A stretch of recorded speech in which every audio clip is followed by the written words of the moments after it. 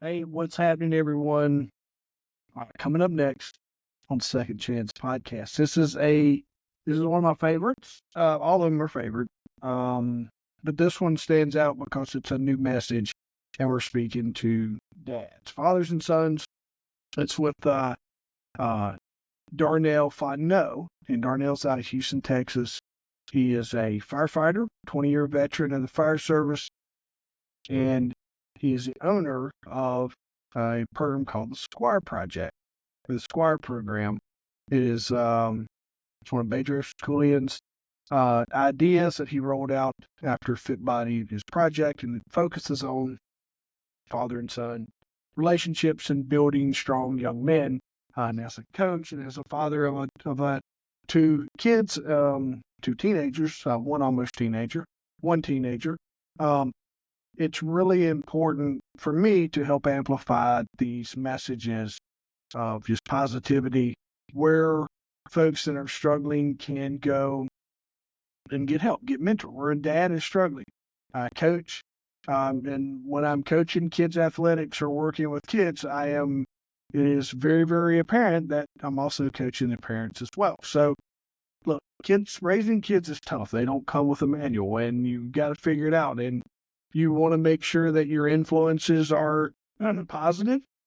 And in some worlds, like with myself growing up in my situation, I didn't know positive from negative. I didn't.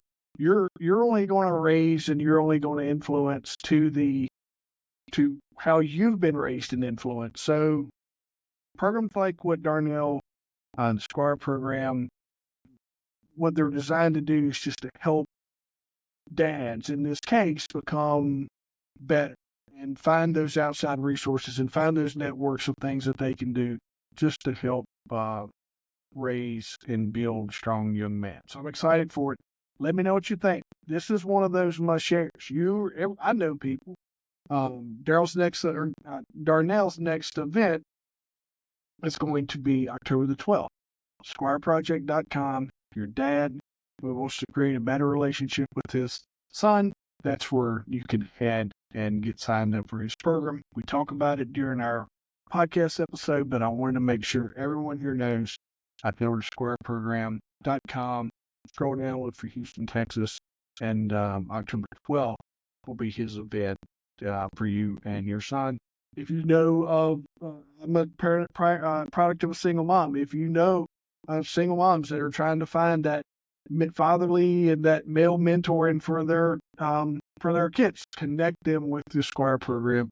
Major and Darnell and the team over there do a really great job of just partnering and trying to get um, strong male role models inside of young men's lives. So remember, share it, sign up, connect with me, and let's help elevate this mission and just try to help as many people as we can. All right, have a good one. See you on the other side of this episode. All right, team, welcome back to the Second Chance Podcast. We've got an amazing guest with us today. Just chance connections has put us together. He's a 20-year firefighter out in Houston, Texas.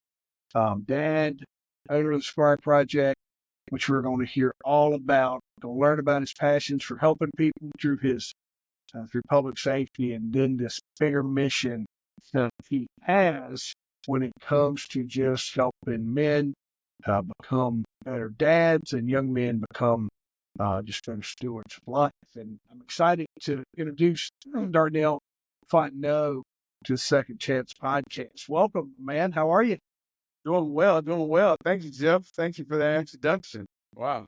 Yeah, absolutely. Eh, for just the backstory is me and Darnell is in a group together with the Legacy Tribe. It's a group by Major Julian and J.C. Redmond, Bryce Henson, and we happened to just by chance, we ended up in a room the other night on a conversation, and we get the focus was talking about us and things that we need help with inside of our business. And there was an immediate connection because we're both have a public safety background, and we both are passionate about being a dad, and that's where our conversations went. We were able to connect. So, tell me, man, 20 years in the fire department, that's not nothing to shake you're headed. It's a long time to be in one place. How did you get started into public safety and ultimately being a firefighter? Well, I was introduced to public safety as from my dad. From my dad, my dad did 30 plus years with the Houston Police Department. So it was always kind of this rivalry, police versus fire. So I chose to go the fire side, and he still rips me today about choosing that route. But yeah, so my dad introduced me to public service, public safety as a young kid. So yeah. Yeah. I think I learned too that firefighters are typically they're accepted and liked a little more than the public on a regular basis versus law enforcement. Law enforcement can sometimes the society doesn't always like them being around. Everybody's excited to see the fireman. Absolutely. You're Yeah. absolutely right. Yes, sir. Uh, is your dad still active? Was he retired or? No, sir. He's been retired for 7 years now. He's been retired for 7 years now. So yes, yeah. How old were you when you got started? I got started at 24. I was 24 years old when I joined the Houston Fire Department. So it's pretty young. I had recently graduated college, recently married, and just trying to pursue trying to find my avenue in life. So, and of course, like I said, because of my dad, I kind of already been introduced to public safety. So I joined the fire department. Did you? What is obviously it's you go end up in a professional path, but is there any volunteering or is there any opportunity like that? But where you go from high school to college and then figuring out a career, did you ever do any volunteer fire service or anything like that? Never volunteered, never did anything first responder related at all. So I just can remember hearing my dad talk about stories about how, they made calls, accidents on the freeway and the fire trucks would show up. So I just remember hearing the stories. And so, but never volunteered, nothing, just from college straight to the fire department. Yeah, that's awesome. And then what's a day in Houston? Now that you have your calls and all those things, what is your shifts like there? Are you 24s or? So our schedule is a different one. It's real unique. We work 24 hours on, 24 hours off, 24 hours on, and then we have 5 days off. Wow. So we actually work 2 days a week, but within those 2 days it's a total of 48 hours that we actually work. So Yeah. And it's it's a difficult it's difficult adjusting because a lot of people say, oh, well, you get 5 days off. Well, in a 24-hour period, you might get no sleep at all, because you're just constantly on the go. And so trying to function without rest, sleep for the 5 days it's kind of difficult. So usually the first day you're actually off, you just usually spend that day sleeping or just trying to recover somehow.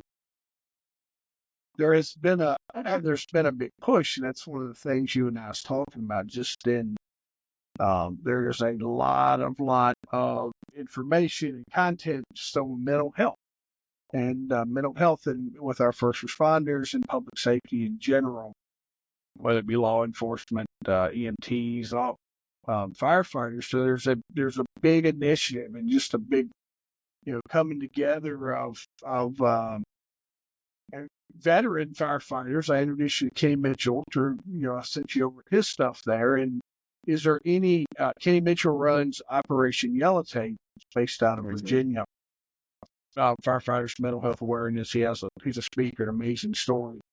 To back all that up. But is there anything like what Kenny's doing here? Is there anything like that you all have in Houston, or is there any organizations or groups or things like that helps focus on that wellness and sleep? And is there any programs like that available in your area?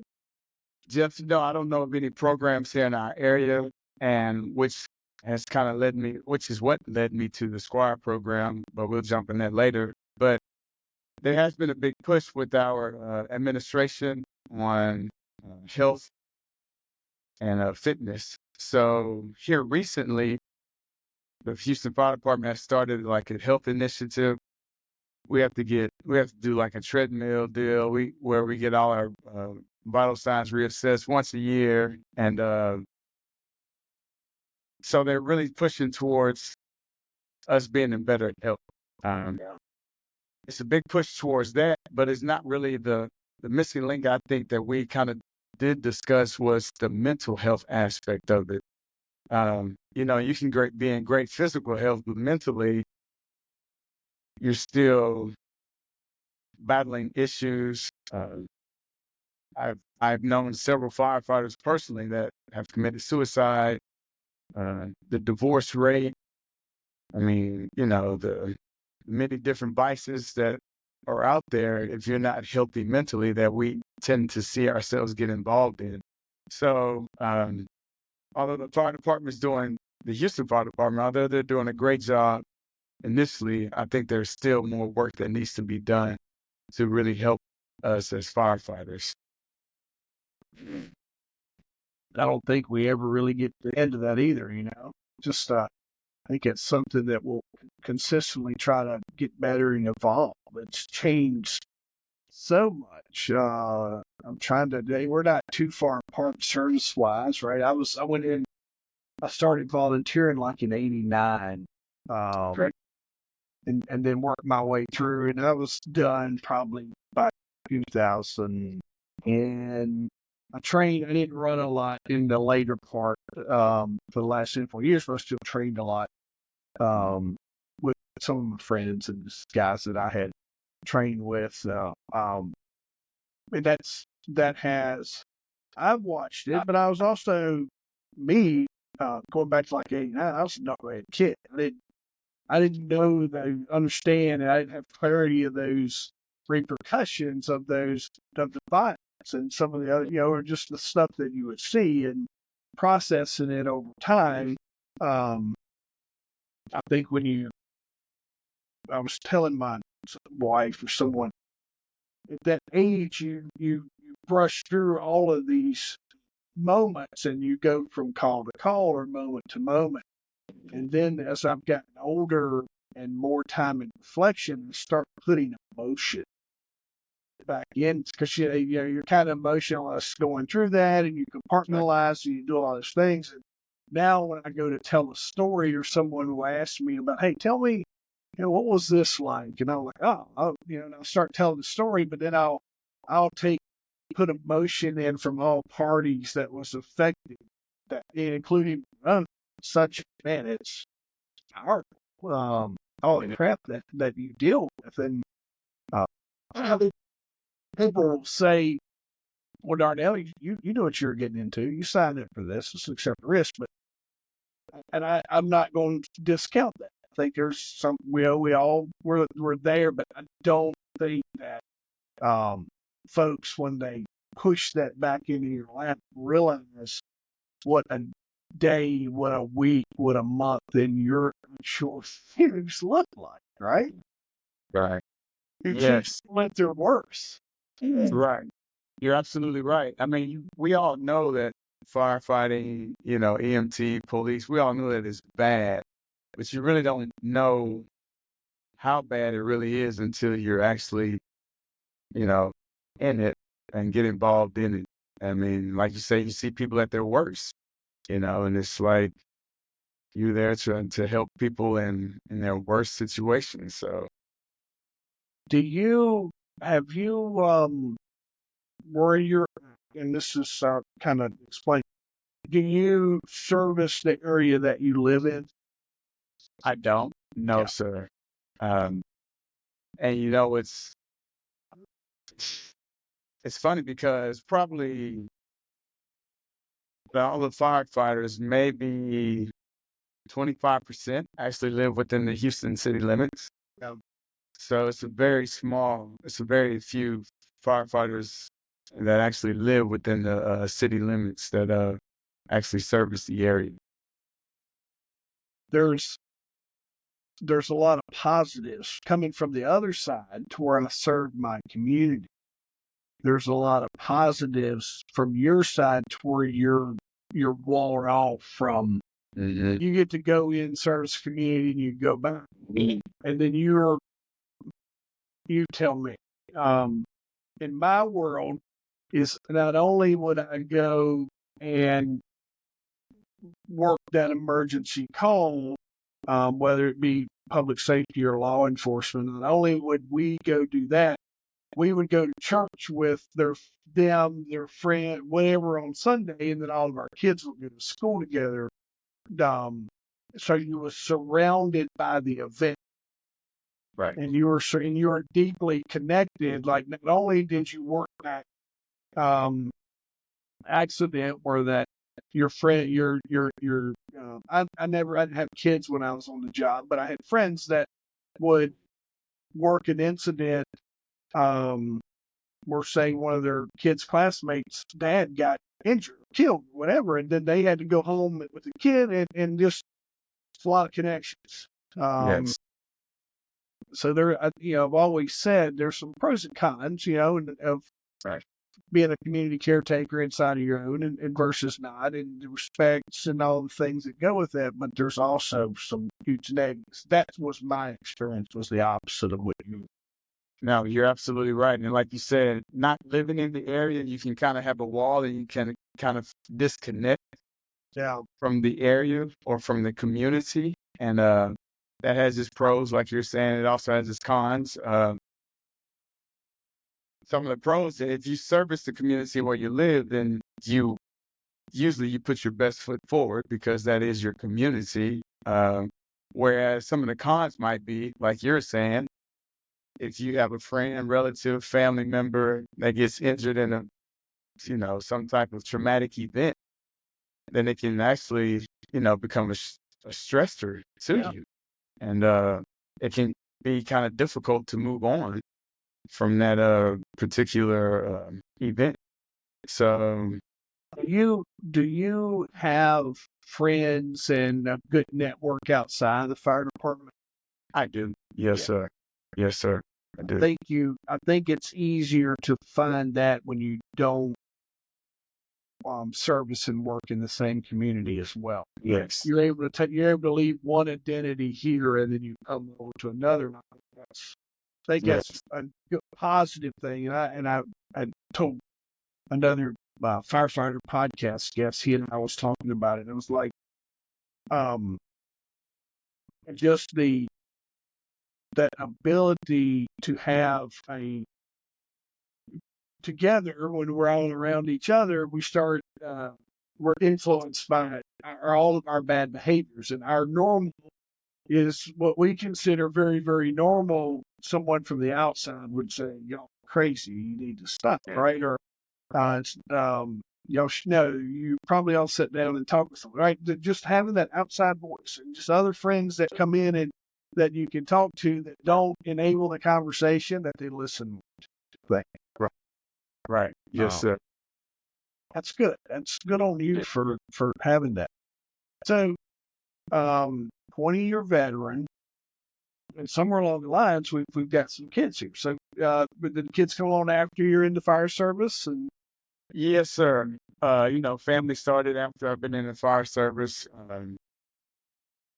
a couple of years. So that's actually we we we adopted my nieces and nephew and we raised them. So we were young, just married, and we brought in my nieces and nephew and raised them.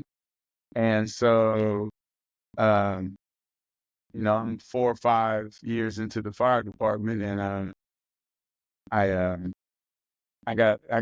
became a licensed paramedic, and so started doing that. And then my wife and I, we were like, okay, we need to kind of look into having our own kids now. So, I mean, it was a big, at that point in my career, it's like everything was kind of coming to a head. I mean, I'm starting a new direction in the fire department. I'm actually going more paramedic route. We were wanting to have kids of our own. And so that was a big big to do and at that junction in my life as well. So, um, but yeah, so we started having kids. I mean, I was probably, at that point 7 years into the fire department, and the kids finally started coming along, our own personal kids. So yeah. And then, so you got niece and nephew, and Yes, then sir. how many children have you got? We have three. Three kids. How far is everybody apart age-wise? A year Yeah. apart. Okay. Yeah, they're stair step. I mean, it's just boom, boom, boom. I was Boy, like, a son. No son. Any more boys or? no, sir. I have one son. He's a senior. I have a daughter that's a junior, and I have another daughter that's a freshman. So yeah, Uh, yes, sir. um, Mine is a little younger, but 2 years apart, boy and girl. Okay, So, okay, son. nice. Yeah, and I think and so it kind of leads me into where I like to hear more about this calling. Um, Somewhere along the lines, major schooling for the folks that don't know, he's the brainchild of Fit Body Boot Camp. I am a Fit Body Boot Camp owner, and I've been around majors for many years now. Pre-COVID, a couple years pre-COVID, not old school like some of those guys, but just been around this franchise, followed his. Um, I've been a franchise owner, part of the Fit Body community, and then Majors kind of split off into Project, which was male focused um, you know, program, and then out of that was a spinoff of the Squire Project. What we want to talk about, but somewhere along the lines, Darnell the firefighter comes Darnell the parent. And I really am excited for you to tell me what the triggers were and like this path that got you involved with Pedros and the Squire Project. All right, I want to tee you up even better. All right, I want to set the stage for because I know public safety. I got to see for me. I'll tell you my 2 cents. I got to see the disconnect of where that child or that person, a lot of their issue I felt could have been resolved by the presence of a good dad. So that was me. And like when the stuff that I've done in coaching clinics and all these other things, I put a lot of focus in just trying not only coach the kid, but just trying to coach that dad. Be present. Just some figuring out on my own. I didn't know that. I wasn't around him. Had male figures in my life, but I'm trying to figure out how to parent a 14, almost 15-year-old young man when I didn't have that influence myself. Um, it's been a struggle. And making sure I'm doing the right things and trying to connect with the Darnells.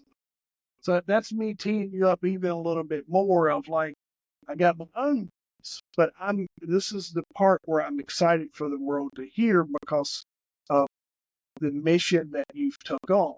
There's somewhere along the lines there's a trigger for Darnell, and just walk us through that, man. Well, very good. Yes, it was a trigger. Maybe 16 years into the department, 17 years. My wife and I, we've been married, I guess, about maybe 21 years at the time. 20 years. But we bought some property out here in Texas, bought some property. So we're going to build a house. Cool. So, um, you know, one thing my dad did instill into me as far as what a definition of a man is that a man works. And so I had no problem with that. Working was just, I mean, I grew up working. I tell people all the time, I think I came out of the womb carrying a weed eater, so just working was just a part of my nature. So we were building a house. We're in the process of building a house. So I was picking up extra shifts. I'm working, you know, 4, 5, 24-hour periods throughout the week. And so I'm working. We relocated to a new school. And so Zachariah was in the new school. My son is Zachariah. He was in the new school. Finally, one day, my wife pulled me to the side and she said, look, I didn't get into this marriage to be a single parent. And I'm looking at her like, as I think as most men would do, like, what are you talking about? And she was like, you're never home. You're always at work. But I'm like, we're trying to save. We're trying to get this house built. So I'm, trying to pull in extra income. She was like, this isn't working for me. So, and she said, besides, look at your son. Zachariah, I got a good son. I mean, most people brag on their child, but I'm bragging on mine. My son's awesome. Plays chess, does Rubik's Cube, plays football. He's been to state for track and field. So, I mean, just a great kid. But when we relocated to this new school, he was having problems getting into the new rhythm of the school because we went from public school to a private school.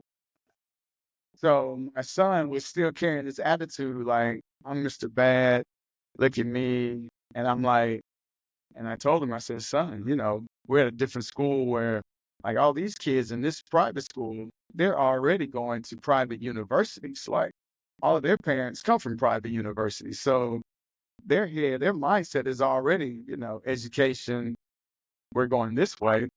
Whereas, the background my son came from was just, it was funny to be not do homework, and it was cool just to be the bad kid, but here we're in a different environment where it's not so, it's frowned upon.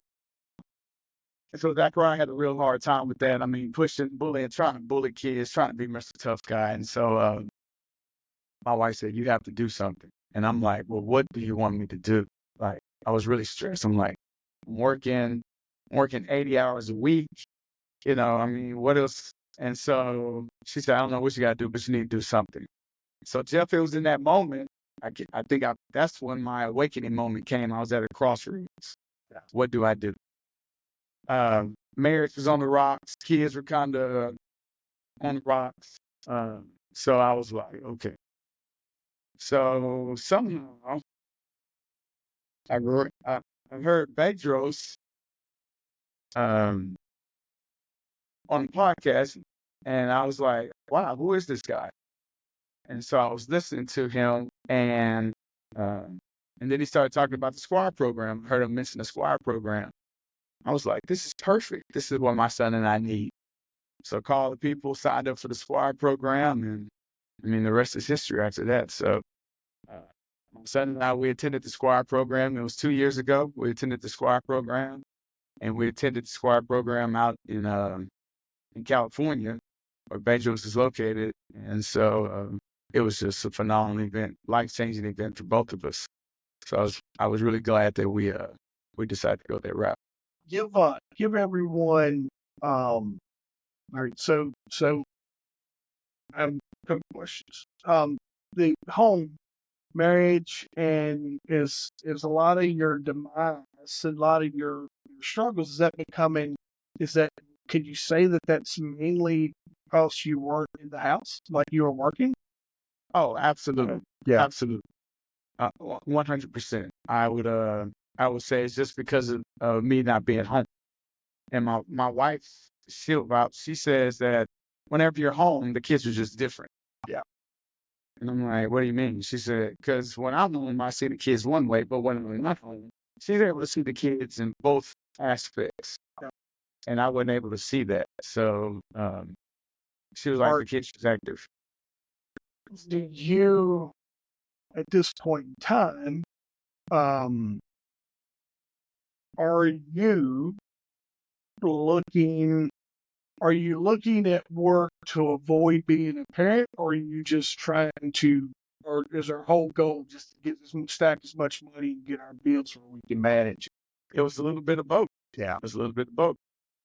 To be honest with you, it was. I mean, because I learned early on because of the fire department, like because of our schedule, there were times when I wasn't able to attend birthday parties. There was times when I wasn't able to attend Christmas because of our schedule work.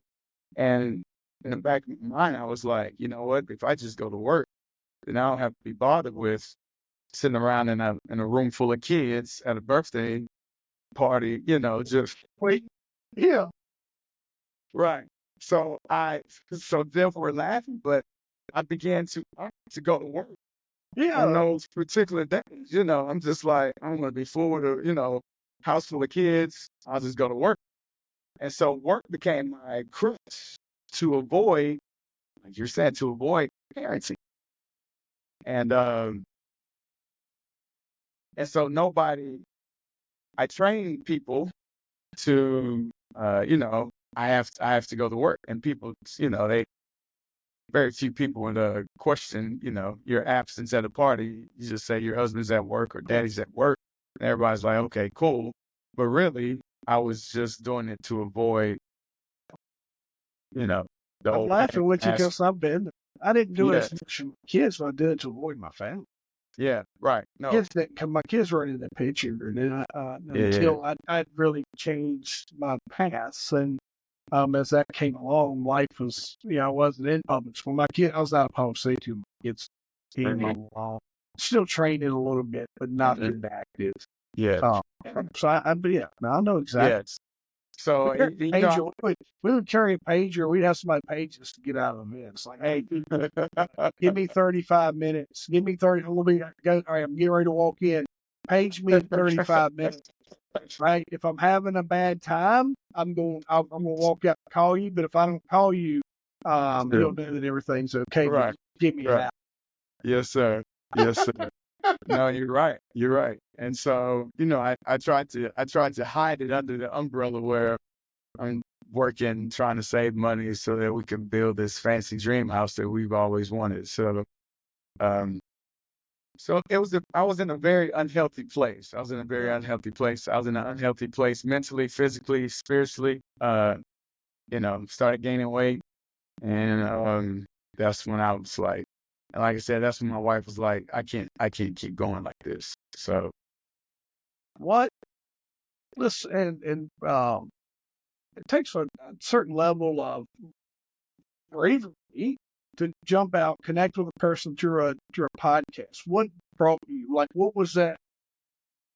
How did you know that you were? And maybe we still don't know. And the outcome's been very positive, but I mean, and what I'm getting at is you now have your own Squire project, and we're going to get to that in a minute. But I want to build that. Um, I want for the person who's listening to this, who's I'm telling you, man, you start counting, and you're gonna run out of fingers and toes thinking about the people that need to come to your program, right? And I do too. yes. I see that, but encouraging. And I think we need to. I'd really like for someone to know what did it take for you to pick that phone up and call these strangers and say, because it's hard for men especially to ask for help. And there's it's one thing to go across the street and ask your neighbor, for some help, or ask your pastor, which folks do, or whatever that looks like inside of their circles. There's always that, but to reach beyond that circle and go outside the lines and go somewhere totally out of your comfort zone with a bunch of strangers. How many people do you know there? Nobody. Nobody, right? How, where did that, what could you speak to that from? What was your mindset there, Darnell? So let me tell you, Jeff. I'm at work. Like I said, I'm still working, maintaining my wife's barking at me. I can't do this, blah, blah, blah. And I'm just, whatever. I'm going back to work. So I'm working 80 plus hours a week. And we were on a call. I was on the ambulance. We was on the call, and we're going lights and sirens. We had an emergency call, a gentleman in the back. So I'm driving the ambulance, lights and sirens down a major thoroughfare in Houston. And so I blow through the intersection. I'm lights and sirens. My light was red. I'm lights and sirens. Everybody stopped because we approached the intersection. We're supposed to look. All cars that I could see had stopped. I proceeded to go forward. Well, this woman comes out in the far right lane. She's just barreling through the intersection. Boom, hits us, T-bones us, sends us rolling, Oh wow! and we land on top of another car on the opposite end of the intersection. Wow. So here I am laying in the middle of the road, lights and sirens still half on, smoke coming from the hood. I mean, it was just a horrible accident. We were on the news. They had the helicopters flying above us. I mean, it was crazy. And so we had a patient in the back. We had to call for another ambulance. My partner was in the back. I felt bad for him because he was, managing the patient. And here it is. I'm throwing him around. I'm on the side. So it was a big mess. Anyway, had to take a couple days off. Of course, had to go downtown, get drug tested, all of that. And of course, I didn't have any drugs in my system. But took a couple days off from work. And it was at that moment where I was like, wow, I just kind of started reflecting once my world had stopped. And I was reflecting, and my wife still nagging, like, yeah, I'm tired of this, tired of this. And I was just like, but then once I started reflecting, I began thinking about my grandfather. My grandfather was, I mean, he had always, they called him Old Mule because he just worked so much. He was a hard worker. I mean, he owned bulldozers and backhoes. I mean, he just did all kinds of stuff. I mean, he was just what you would consider a man's man, And then fast forward to my dad. My dad, same thing, working, working, working, and then get to me, and I'm working, working, working. So, but go back to my grandfather. My grandfather divorced my grandmother. My dad divorced my mom. Even my brother divorced his wife. So now here I am, and my wife's, threatening to leave me. And I'm like, okay, it's a destructive pattern that's being repeated throughout the generations in my bloodline. And if I don't break the pattern, I mean, it's just going to trickle on to my son, and then to my grandson, and then to my great grandson. Somebody has to stop the stupidity in this family. So that's when it all really kind of came to a head. And that's when, like I said, I really took a hard charge towards the Squire program and even joining the project and just getting teamed up with Bedros. And I mean, it was an eye-opening event for me. So, because a lot of things that we do is because of the generations that have come before us. You just following suit. I mean, because that's kind of the road that's been paved for you, whether it's destructive or whether it's positive. You just still, because it's normal. I mean, divorce was normal to me because everybody in my family got divorced. So it wasn't a thing. And so here it is, my marriage is next up on the freaking marriage guillotine. And, our heads were about to be severed. Um, so I think that was my eye-opening event, you know. And my uncle told me once, he was a former alcoholic. Now he's recovered, doing well. So, like 15 years sober now. But he told me, he said, nephew, everybody has a stop sign in life. Whether you stop, take a look, and go a different direction, or whether you just blow through the stop sign will determine your future in life. I was like, whoa. So I think that was my stop sign. So I had the option to continue going, just to blow through the stop sign and you know, not heed the warnings that were all around me, or do I make this change in life? So I took a deep breath, and like you said, I had to reevaluate, and I had to go to my wife. I'm sorry. I'm working on this marriage. And so that's when that's when I went the Squire route. And not only did Squire help me with my son, it also improved my marriage as well. And it also improved me mentally, physically, spiritually as a man as well. So, I mean, it was just a breath of fresh air. I'm glad I did it. Don't regret it at all. You can see it. Yes. You can see it when you're moving throughout that story of just what a positive impact that's been on you. So let's tease it, just a little teaser. But what does the Squire Project for you and your son? What is Let's do a little, just give a little overview of if someone is interested in coming to your Squire project. All of them are ran the same, but give us a little teaser and overview of and tell us who this program's for as well. So the Squire program it's designed for fathers and sons. We have a saying in the Squire program where moms are great raising babies to boys, but fathers are needed to raise boys to men. So what we have in this world today is we have a lack of boys becoming men. We have boys that are 20 years, we have men that are 20 years old, but they're still boys on the inside. So the Squire program was designed or is designed to help uh, young men become the men that they need to be. So Squire program is one day. It's about a 15-hour day. We have a drill sergeant, 25-year plus Army veteran that runs the Squire. So he takes you through all of this. It's very physically demanding, very physically demanding. So, but Squire program believes that men are the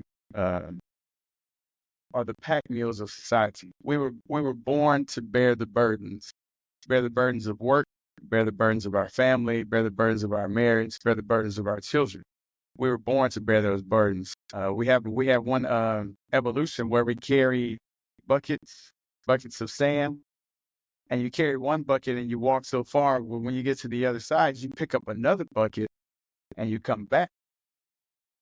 And the boys notice how mentally you would think that carrying one bucket would be the way to go, but it's really not because you're off balance.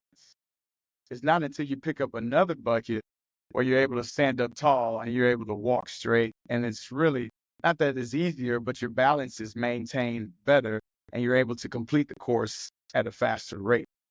So it's an eye-opening event because we're meant to bear the burden. Not only carry your burden, but how about carry your brother's burden as well?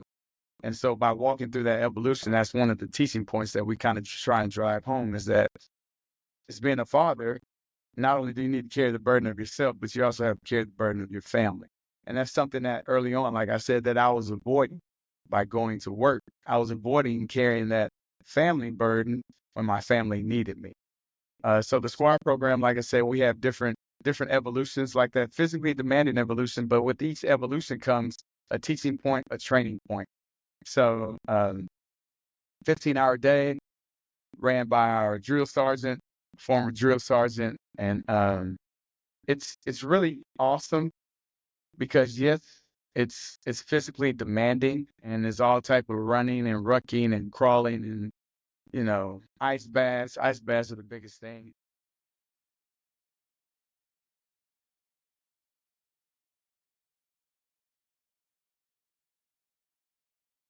Hang on a second, Darnell. Your sound cut out on.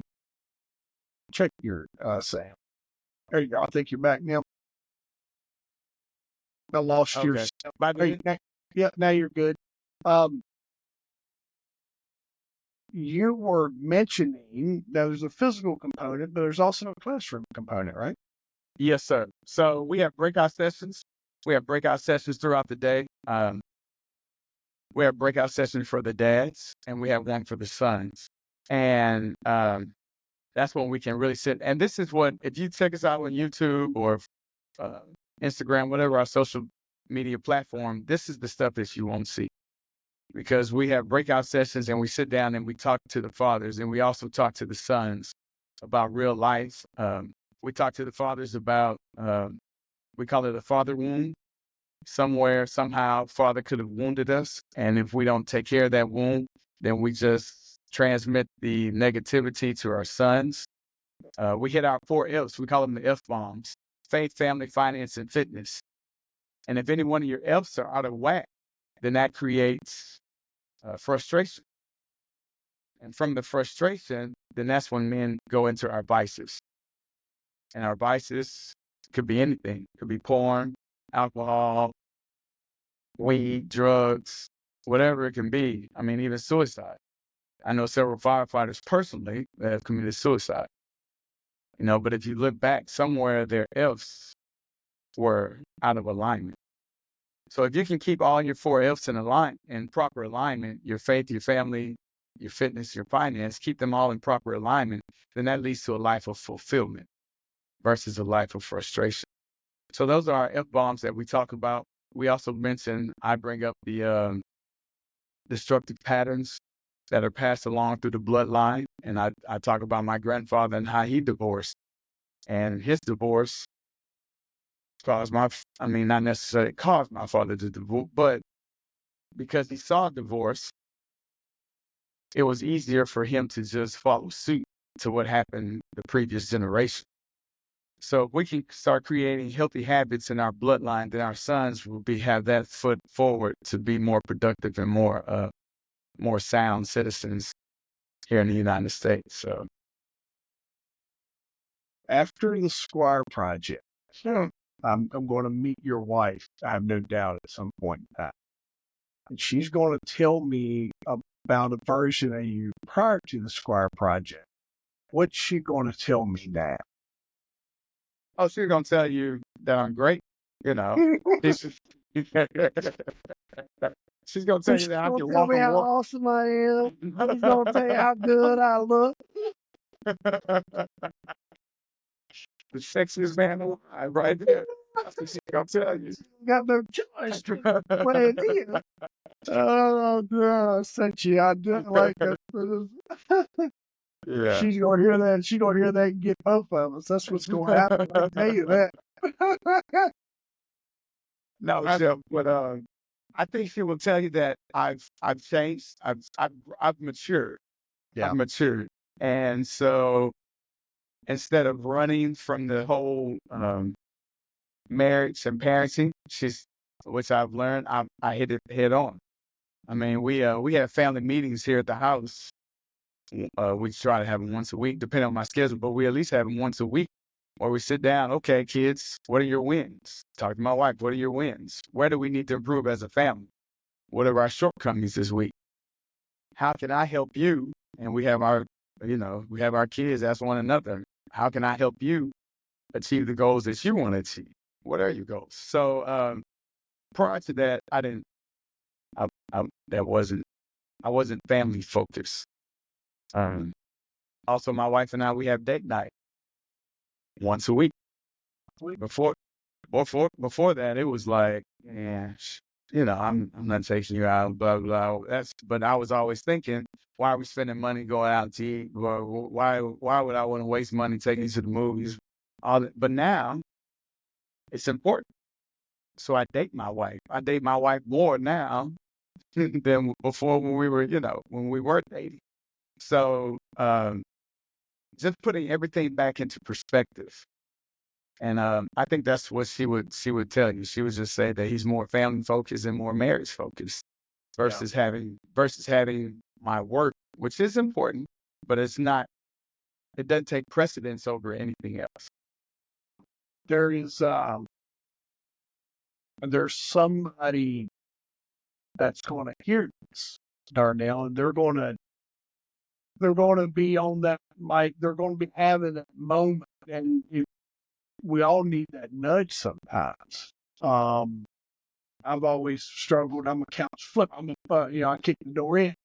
And I've learned to help nudge people to where that they can find help. But if you're giving advice and if someone's on the fence right now, what's that thing you would tell them to take action and come to your purpose? I would say just do it. It's like Nike. Just do it. It's no hesitating. Just do it. I mean, just what Bezos says. Bezos wrote a book and it's entitled "Man Up." I mean, that's part of manning up. Just man up and just do it. Your marriage isn't going to get any better. Your son isn't going to get any better. It starts with you. So if we want to be called the head of the home, then you truly need to be the head of the home. And you need to take responsibility for everything that's inside of your home. I I think you're spot on there, and that's where we're very aligned with this because I do think there's power in rewriting your family tree. And me not knowing my dad is a million times over the reason why my kids need to get to know me, because you spoke it from the get-go, is someone has to break the cycle. Yeah. Someone has to calm the chaos, and someone has to say, this is the route we're going to take. This is what we're going to do, and we're no longer going to live in the dysfunction. And you had that moment of your accident, and through your, when you're ambulance, and those notes, it gives you a little reality check. You're like, oh, wait a minute, that hurt, right? Or I could have left you, and you have that moment.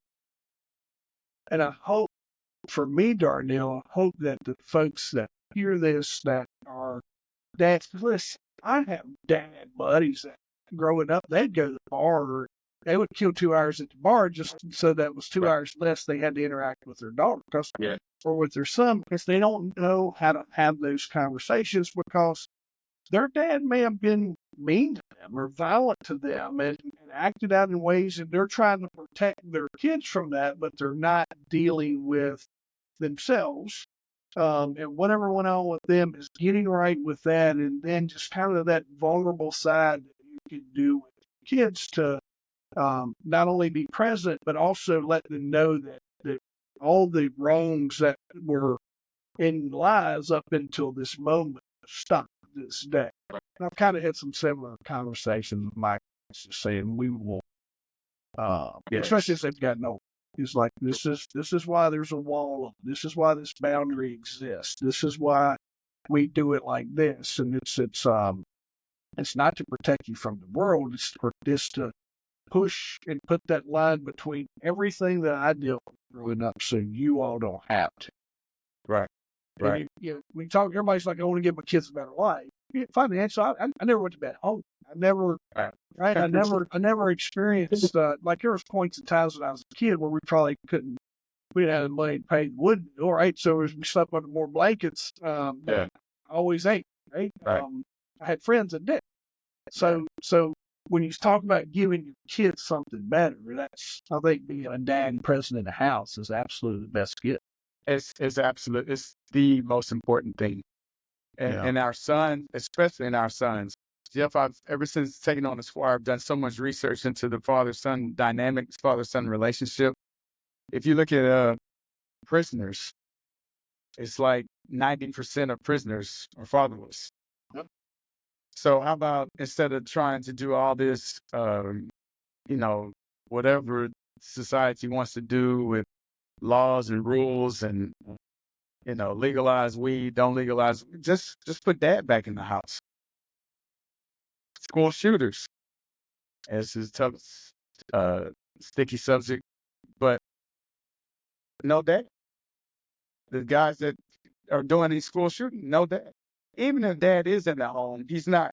He's in the home, and it's just a shell of a man. He's not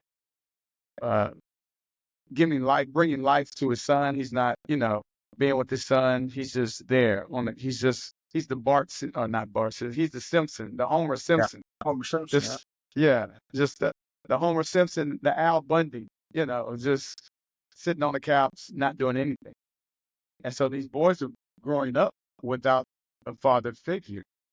So, and what happens? They're frustrated. They're upset. They're trying to find their way. As we're wrapping up here, there's a couple things that we need to get out loud. When is your next event? When is that next event? October 12th, right? Okay. Yes, sir. My next event is October 12th. Yes, sir. October 12th. It's going to be in Houston, Texas. Yes, sir. But and how can someone take action and get signed up for that? What's the path you want them to take to connect with you and come to your event? Great question. So the path to go is just go to squireprogram.com, click on Houston, Texas, and it'll send you the link to register. Register, sign up, and once you sign up, we have your email. We'll send you an email with all the information that you need. We actually have reading material, a book that we recommend fathers, sons called Raising a Modern Day Knight. And because we believe that readers are leaders. So we also have a book that we recommend the dads read, and that the dad and the son read together. So yes, so go to the website, squireprogram.com. Click on Houston, Texas, click on the link, and then go to it'll take you to the registration page. If you also have an Instagram account, so if someone had questions, could they message you, send you a quick DM through there? Yes, you can DM me on Squire Program Texas, and you can That's DM me. Squire Program TX at Squire Program TX. Yes, sir. Look, man, you're coming up on that moment of the end of the first conversation, not the last. Good. This is something that if you and I do it right, we'll reconnect on a regular basis, so you can give the world a progress report. Yes. We can jump over on my Instagram, and especially after your next class, I would love to let's come back and let's talk about those success stories. Awesome. And whatever that looks like, because I don't, you and I get it, but I don't think the world quite understands how passionate you are about this mission and the steps you've taken to improve this area for the world. Not just you, but you're stepping out to try to make a difference. And I really want you to reach as many people as you can, because I'm that little kid, and you are as well through your upbringing, but we're both those little kids that would have loved to have a dad go through the Squire project at some point in time. So I think we speak to that because we see the benefits, we see the disconnect just through our public safety careers, and we see that. And Jeff, something else that I learned that was really profound to me is that once I got into the Squire program with Bedros recommended me going through the project as well. And I was like, but I'm glad that I did. The project is a 75-hour course for men, and it's run by Bedros, and he has several Navy SEAL guys, Marines. So it's like the Squire program times 1,000. I mean, it's just it's horrible. When I attended, they took us out it was in February, and it's down in Southern California when I attended, and they had us out there on the beach, and it's freaking snowing. Who would ever thought it'd snow in Southern California, right? I mean, imagine that. The day we're there, it snows, and here we are standing at the beach. I mean, we're just getting sandblasted because the wind's blowing, the snow is falling, and we're out there in underwear, and it's like, we had to do the whole Navy SEAL stuff, crawling through the ocean. I mean, it was horrible. But they had the big bell, just like at a Bud's training or whatever, and you go and ring the bell if you want to quit. The bell is always there, and you just ring the bell. Nobody says anything to you. You quit. You walk off.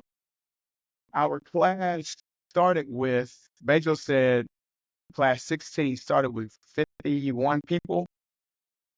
So 51 people signed up, paid, 39 people showed up, and 12 of us graduated. 12 graduated. Now, Jeff, this is after you paying was like 15 grand. It's 15 grand to attend one of these things. Yeah. And at the end of it, Bezos was saying, this is the state of men. If you're willing to walk away from something that you've invested 15, Bezos said, you're not getting your money back. I already got your money. But you're willing to walk away from that. That means you're willing to walk away on your marriage. You're willing to walk away on the business when it doesn't go right. You're willing to walk away on your family. I mean, it's just the ease for men just to give up and just to walk away. This is why the suicide rate is so high for men. We're just willing to walk away from life. I mean, we give up. It is that easy to give up. And I was blown away by it. I couldn't believe it. And mind you, I was the oldest guy in the class. So if anybody should have gave up, I had every excuse to give up. You know, I was the oldest one and I was the darkest one. Imagine that. You know, so I checked off Like, two. hey, Darnell, there's a lot of inspiration in there too, though. Yes, right. There's like, I gotta find this old black dude.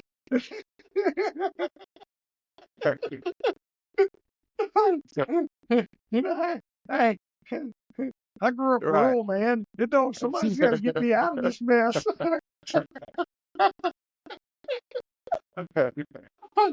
So, yeah. But you're right.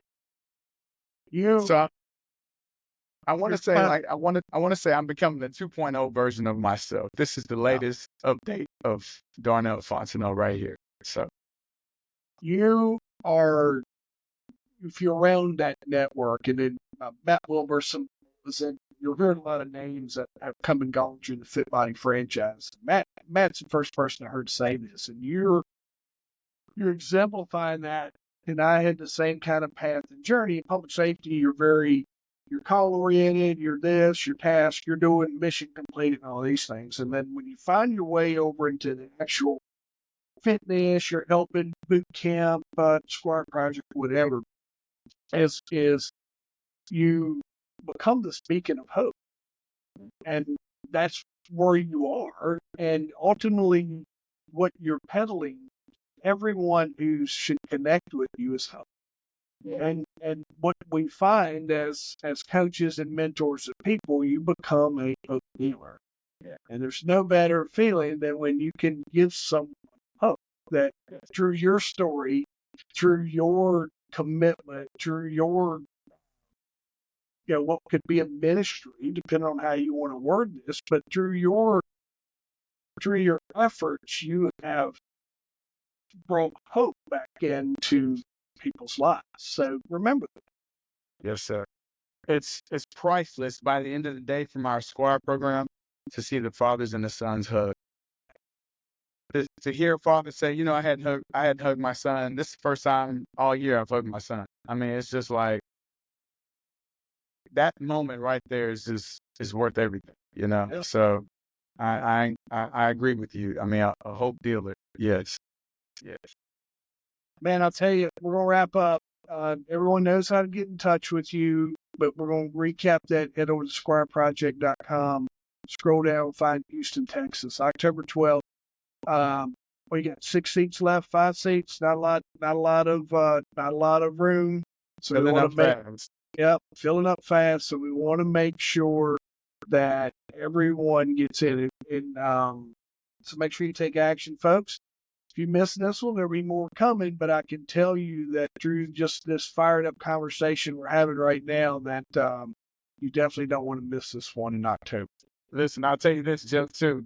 Because it's in Houston, it's much better to attend the Squire program in October than it is in July. So, I bet. yeah. So take it from me. Yeah, you would definitely want to go to squireprogram.com and sign up and hit this October class. So, yeah. I appreciate you, brother. Thank you for Thank giving you me very the time. much, Jeff. We'll jump back here in a couple weeks to Yes, recap sir. your event. And I'll Yes. tell you, Darnell Fontenot on the Second Chance podcast.